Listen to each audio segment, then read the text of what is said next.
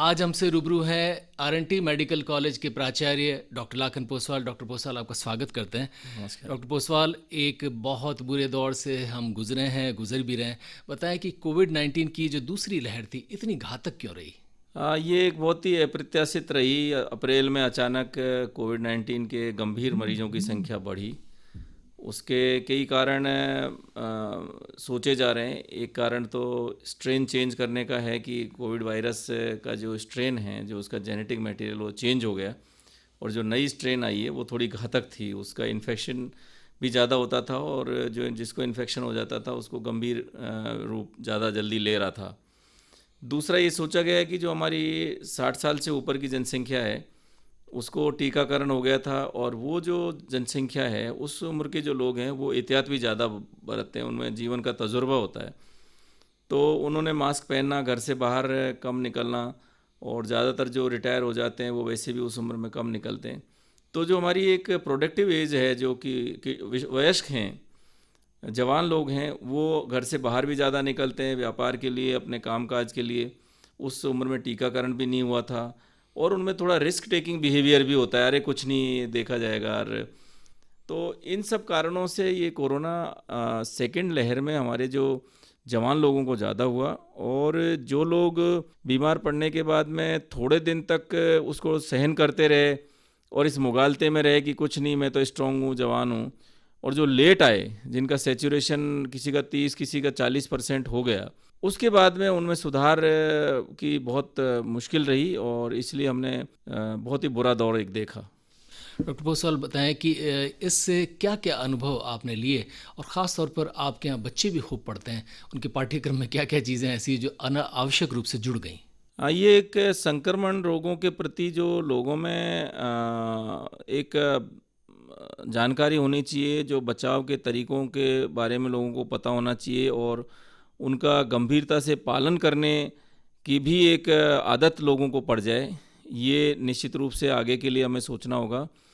हमारे जो medical students हैं, उनके जो मेडिकल की जो पढ़ाई है उसमें वैसे तो नए नए आयाम स्थापित हुए। अभी जो वर्चुअल क्लासेज हैं, जो ऑनलाइन क्लासेज हैं, उनका ज़्यादा प्रचलन हुआ और ऑफिशियल भी जो मीटिंग्स हैं वो ज़्यादातर सीएम साहब ने अभी 300 के ऊपर वीडियो कॉन्फ्रेंसिंग करके हर स्तर के लोगों से वो जुड़े, सरकारी अधिकारियों से भी जुड़े, पुलिस से अलग जुड़े और प्रशासन में सब तबके से वो जुड़े, धर्म गुरुओं से भी जुड़े और आंगनवाड़ी कार्यकर्ता और यहाँ तक कि पटवारी तक, और इन सब से वो जुड़े।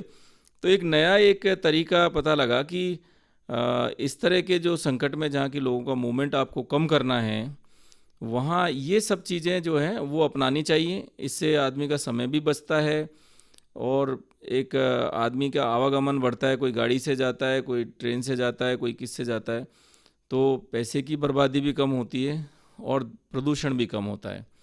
मेडिकल स्टूडेंट्स हैं, उनको हमने प्रैक्टिकल, हालांकि मेडिकल में थोड़ा मुश्किल होता है ऑनलाइन करवाना, मगर फिर भी हमने वर्चुअल क्लासेज के थ्रू और जूम के थ्रू प्रैक्टिकल भी, जैसे एनाटॉमी में डिसेक्शन कैसे करना है, शरीर का विच्छेदन कैसे करना है, ये हमारे जो टीचर्स हैं उसमें बहुत अच्छी तरीके से उन्होंने वीडियो बना के स्टूडेंट्स को शेयर किए।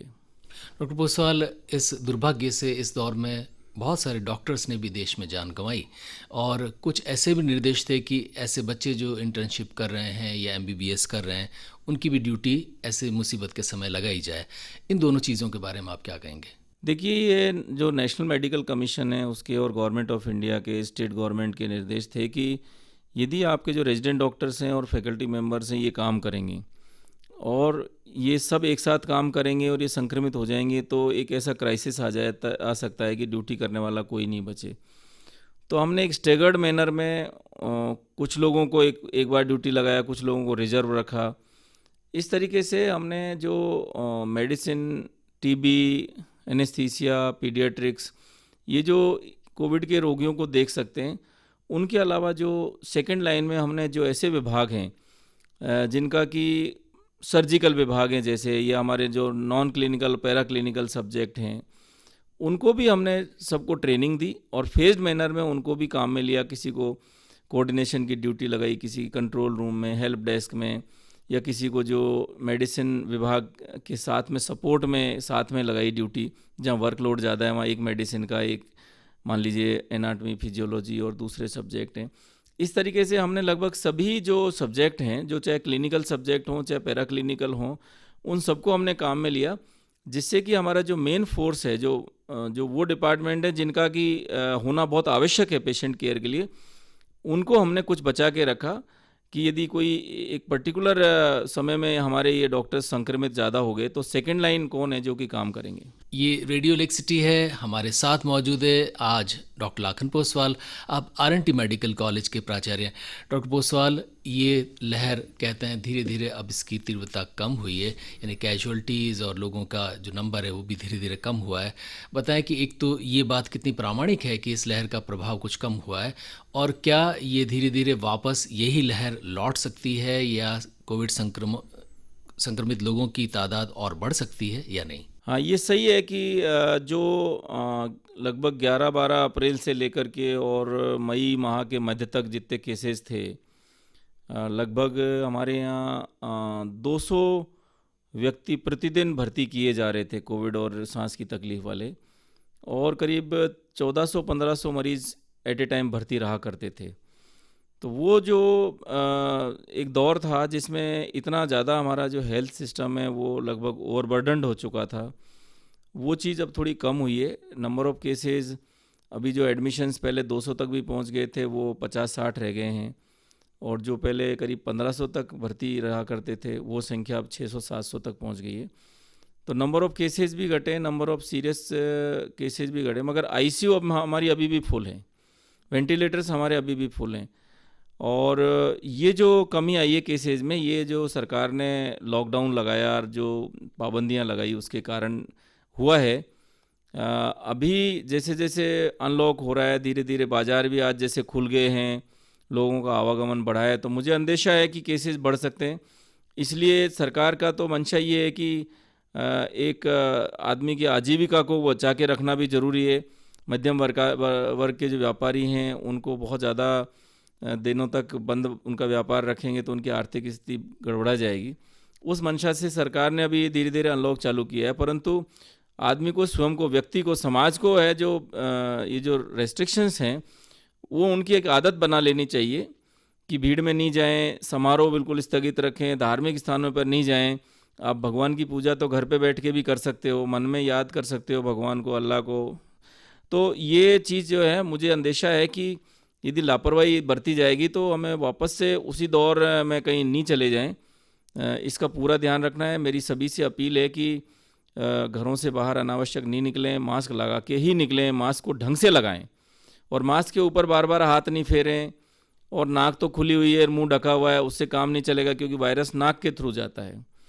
आप इन चीज़ों का यदि पालन करते रहेंगे तो हो सकता है कि केसेस में और धीरे धीरे गिरावट आती जाए, मगर ये चीज़ों का पालन नहीं हुआ तो संख्या बढ़ सकती है और उसका खामियाजा हमें ही भुगतना पड़ेगा।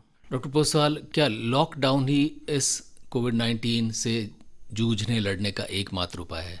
जिस तरीके से केसेस बढ़े उसमें उस समय कोई विकल्प नहीं था, क्योंकि ऑक्सीजन की जो डिमांड थी वो जितना हमारा प्रोडक्शन हो रहा था लगभग उतनी हमारी खपत हो रही थी। और ज़्यादा केसेस बढ़ते तो, जैसा कई दूसरी जगह पे आपने देखा, दूसरे राज्यों में ऑक्सीजन की सप्लाई बाधित होने से केसेस कुछ लोग बच नहीं पाए, और इसी तरीके से जो पलंगों की संख्या है, वेंटिलेटर्स की संख्या है, वो सीमित थी।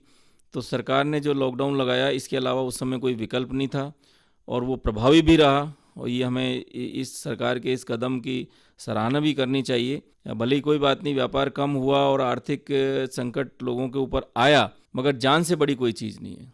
डॉक्टर पोसवाल, थोड़ा सा वो समय हमारे साथ हालांकि दुखद था, लेकिन श्रोताओं के सामने ज़रूर याद करें जब एक बार ऐसी स्थिति थी कि आपके यहाँ अस्पताल में जो लोग कॉरिडोर में बैठे हैं, ऑक्सीजन उनको कहीं किसी को चेयर पर दी जा रही है, कोई पेशेंट ऐसा आ गया, बेड्स की कमी है, यकायक अस्पतालों का जो इंफ्रास्ट्रक्चर है, जितनी उसकी क्षमता है उससे ज़्यादा आपके पास मरीज़ थे।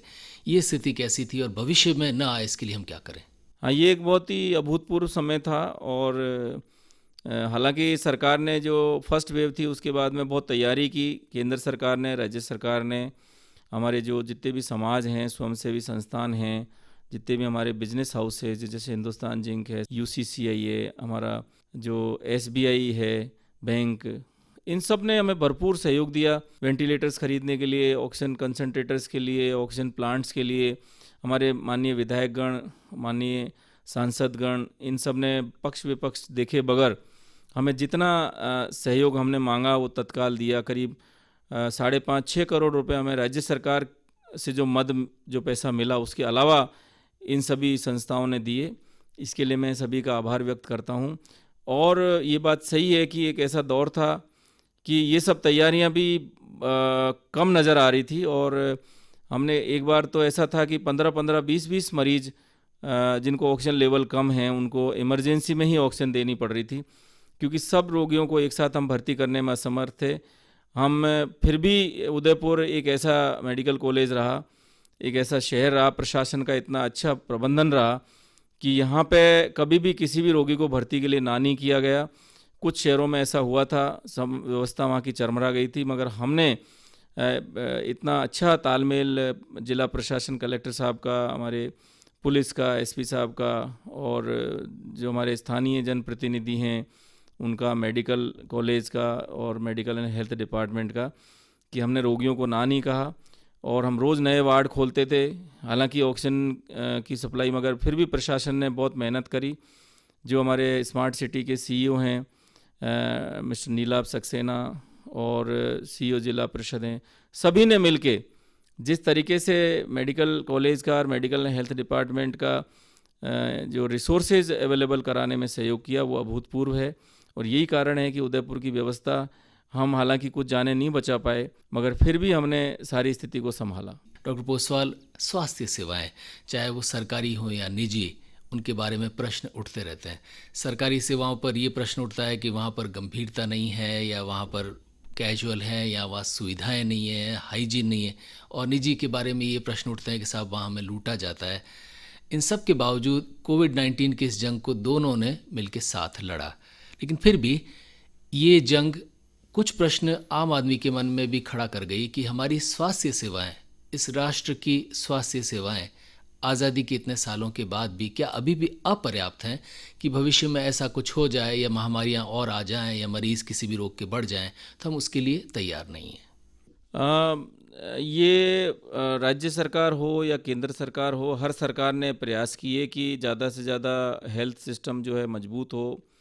गांव में पीएचसी, सीएचसी की संख्या बढ़ी, डिस्ट्रिक्ट हॉस्पिटल्स को मजबूत किया। और अभी आप देख रहे होंगे कि हमारे यहाँ पहले 6 मेडिकल कॉलेजेस थे, अभी हर ज़िले में मेडिकल कॉलेज खुल गया। उदयपुर जैसे शहर में जहाँ 5-6 लाख की जनसंख्या, वहाँ 5 मेडिकल कॉलेजेस हैं।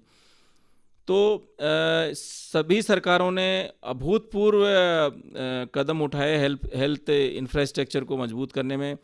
हमारे जो वर्तमान मुख्यमंत्री महोदय हैं, उन्होंने एक गरीब से अमीर हर तबके का ध्यान रखा, और निःशुल्क दवाई, जैसे अभी आप सोच नहीं सकते कि इतने महंगे महंगे इंजेक्शन जो रेमडेसिविर है या टोसिलिजुमैब है, प्लाज्मा थेरेपी का हर जगह उन्होंने व्यवस्था करी। और फंगस की जो दवा है उसको भी वो उपलब्ध करा रहे हैं। भले ही प्रोडक्शन कम है, सप्लाई कम हो रही है, उसके बावजूद भी पूरा उन्होंने एक सिस्टम डेवलप कर रखा है कि हर रोगी को मिले। तो इंफ्रास्ट्रक्चर बहुत बड़ा है, मेडिकल कॉलेजेस की संख्या बढ़ी है, ऑक्सीजन बेड्स बढ़े हैं, वेंटिलेटर्स की संख्या बढ़ी है, आईसीयू बेड्स बढ़े हैं। मगर ये जो इस बार महामारी आई, ये इन सब के ऊपर ओवरवेलमिंग थी, और जो व्यवस्था थी उससे कहीं ज़्यादा डिमांड थी।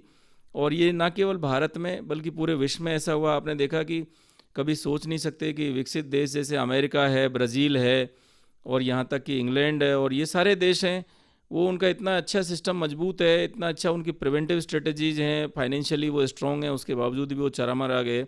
और आज भी सबसे ज़्यादा मृत्यु विश्व में अमेरिका में हुई। तो किसी भी तरह से सरकार की तरफ से कभी कोई मंशा में ये कमी नहीं रही कि विकास हेल्थ के मामले में नहीं हो, मगर ये महामारी ही ऐसी थी कि इसने व्यवस्था को नाकाफ़ी साबित कर दिया।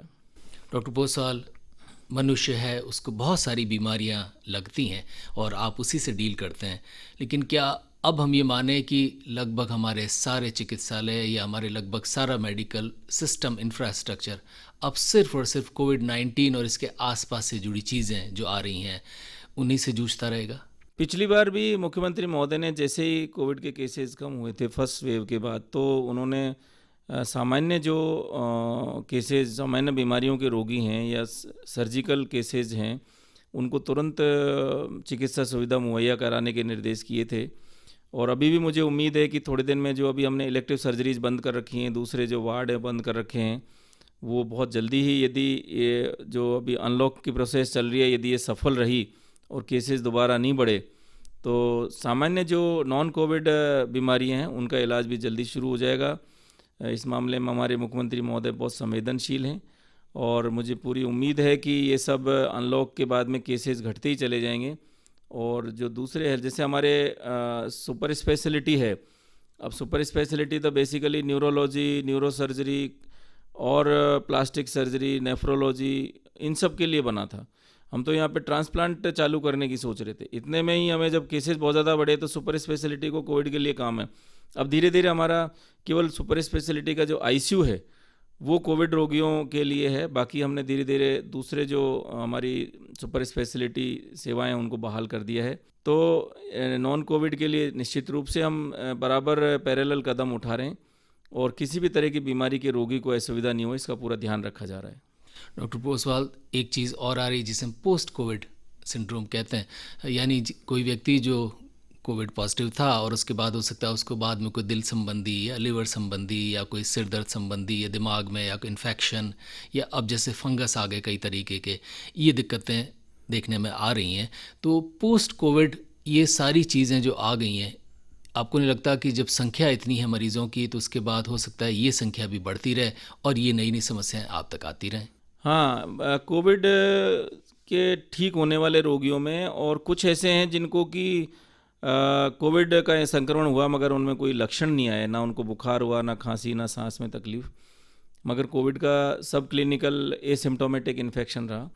वो लोग अभी जैसे फंगस है, म्यूकोरमाइकोसिस, उसके काफ़ी, जैसे अभी भी महाराणा भोपाल हॉस्पिटल में करीब 75 पेशेंट्स भर्ती हैं।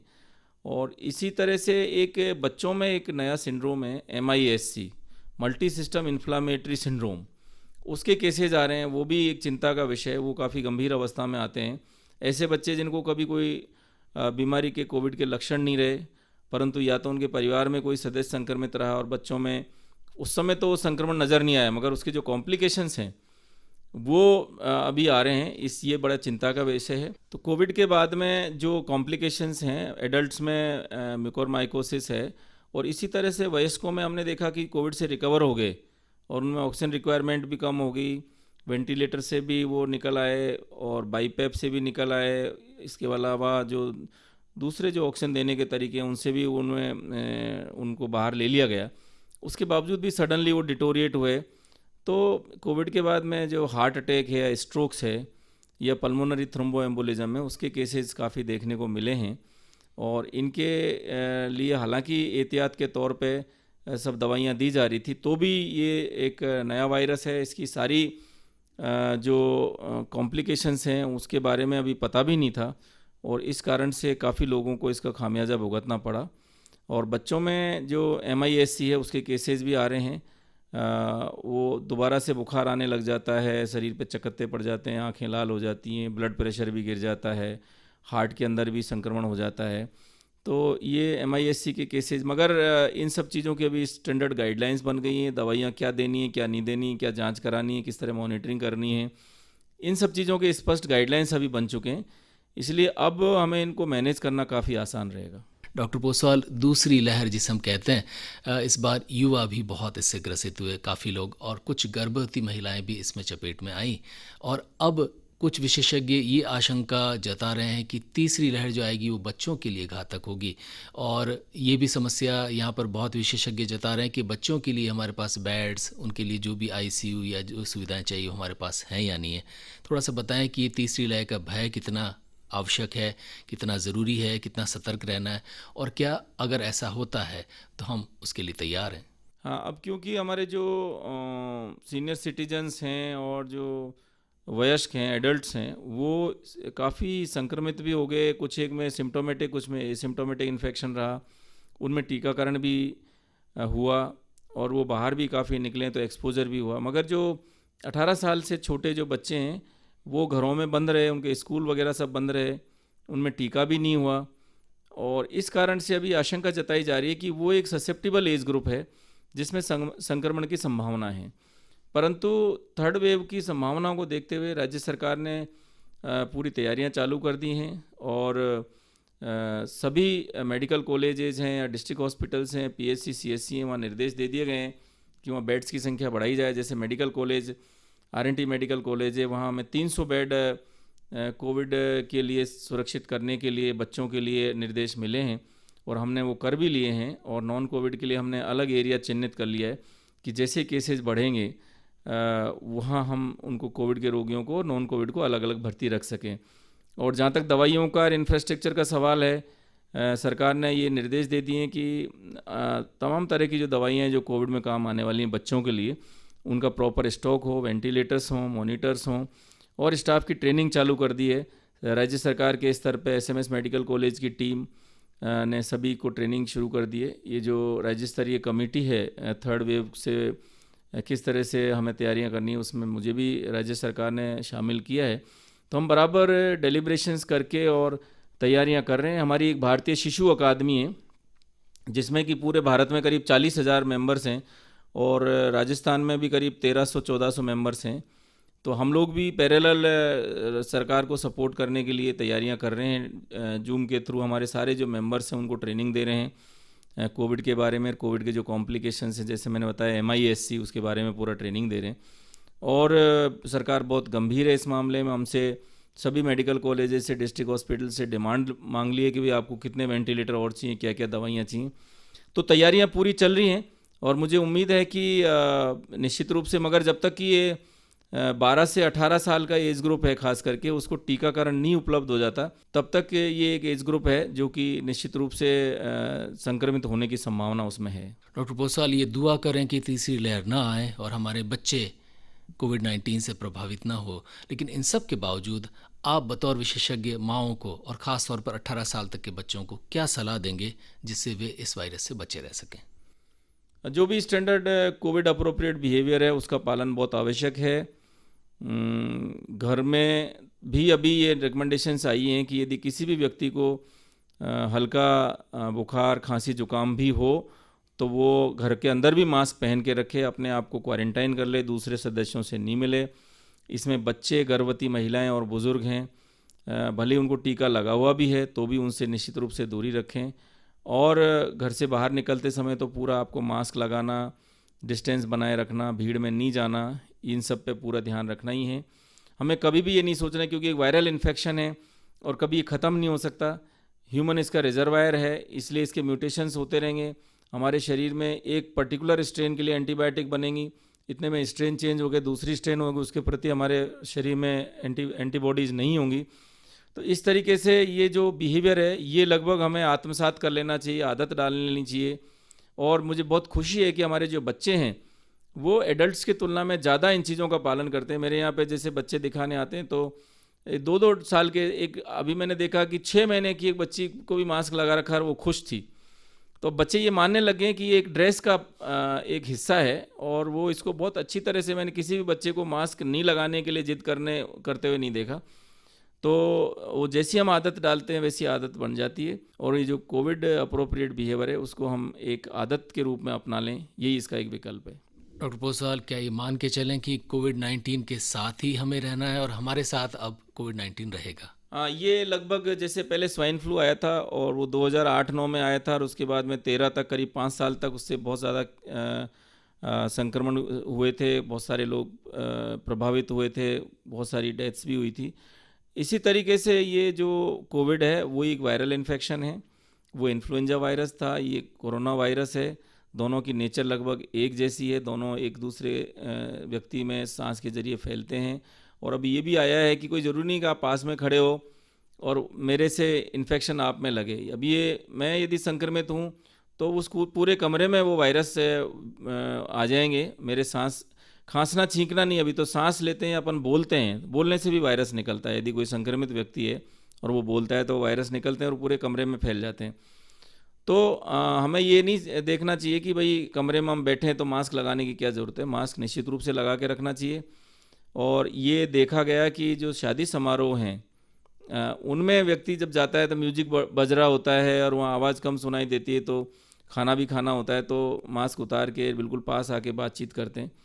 तो सबसे ज़्यादा ये देखा गया कि शादी समारोह में और जहाँ पे भी आयोजन हैं उनमें संक्रमण ज़्यादा फैला, इसलिए एहतियात हमें निश्चित रूप से बरतने हैं और 4-5 साल तक ये मान के चलना चाहिए कि कोविड का प्रभाव रह सकता है। और कोविड के अलावा भी बहुत सारे अभी हमने पिछले इसमें देखे हैं, करीब 20 साल के अंदर कितने ही तरह के नए नए वायरसेज आए, इसलिए ये अब एक आदत बना लेनी पड़ेगी। और मास्क लगाने से बहुत सारे फ़ायदे हैं, उससे जो डस्ट की एलर्जी है जिनको, या पोल्यूशन है, उससे भी वो एयर फिल्टर होके जाती है, तो उससे भी अस्थमा वाले रोगों को लाभ हुआ है। और इस कोविड के अलावा ये देखा गया कि जो टीबी के रोगी हैं वो कम हो गए, क्योंकि टीबी भी इसी तरह से फैलती है। तो मास्क लगाने से टीबी का संक्रमण घटा, तो संक्रमण भी घटेगा, आपका पोल्यूशन भी कम होगा, और जहाँ तक आदमी के चेहरे की सुंदरता है वो तो आँखों में होती है जी। तो यदि आप मास्क लगा के रखते हैं तो आप, ऐसा नहीं है कि उससे कम सुंदर दिखते हों, आप बराबर मास्क लगा के रखें। कॉस्मेटिक रीजन से भी ऐसा नहीं कि मास्क को हटाएं, और पूरा जो कोविड अप्रोप्रिएट बिहेवियर है उसकी आदत डाल लें। डॉक्टर पोसवाल, लेक सिटी ने कोविड-19 से जंग लड़ी और अभी भी लड़ रही है। बताएं कि उन्हें क्या सलाह देंगे और उनकी कैसे तारीफ़ करेंगे और क्या क्या कमियां रह गई, ये भी आप उन्हें ज़रूर बताएं। यदि मैं पूरे विश्व में भी देखूं तो मुझे गर्व है कि मैं ऐसे शहर में रह रहा हूं जहां पे आज भी भामाशाह हैं, और लोगों ने जिस तरीके से तन मन धन से सेवा की है, और ये सोच के सेवा की है कि उनकी कोई ज़रूरी नहीं कि अखबार में छपे या लोग जाने कि इसने अमुक सहयोग दिया। तो इस तरह से भामाशाह की नगरी में मैं रह रहा हूँ, मुझे बहुत गर्व है। और इस क्षेत्र के लोगों की जो सेवा जितनी दिल से हमने करने की कोशिश की, हम उसके परिणाम भी आए, और लोगों ने अनुशासन भी बहुत रखा। उदयपुर के शहर के लोग बहुत अनुशासित हैं, आसपास के गांव के लोग भी बहुत अनुशासित हैं, और सबसे अच्छा जो मैं कहूँगा कि लोगों का एक नेचर रहा, जो एटीट्यूड रहा, वो उदयपुर के लोगों का ही रहा, इसलिए कोई बहुत बड़ा हादसा यहाँ नहीं हो पाया। और हर बीमारी से लड़ने के लिए मेरे हिसाब से उदयपुर क्षेत्र है वो एक मॉडल है, एक आदर्श हमारा संभाग है, और आगे भी इस तरह से लोगों का सहयोग मिले, चाहे वो चिकित्सा का क्षेत्र हो, चाहे कोई और दूसरे शिक्षा का क्षेत्र हो, चाहे हमारे जो ग्रामीण इलाके हैं जहां हमारे अभी भी हमें बहुत काम करने की आवश्यकता है शिक्षा के क्षेत्र में और गरीबी उन्मूलन के क्षेत्र में, वो करें। और ये जो मेवाड़ की जो धरती है, जो महाराणा प्रताप की जो धरती है, ये मीरा की धरती है और पन्ना धाय की धरती है, मेरे हिसाब से इतने जो आदर्श उदयपुर के हैं उनके बारे में हमें सोचना चाहिए, और इसके मान सम्मान गौरव के लिए हम सभी को काम करना चाहिए।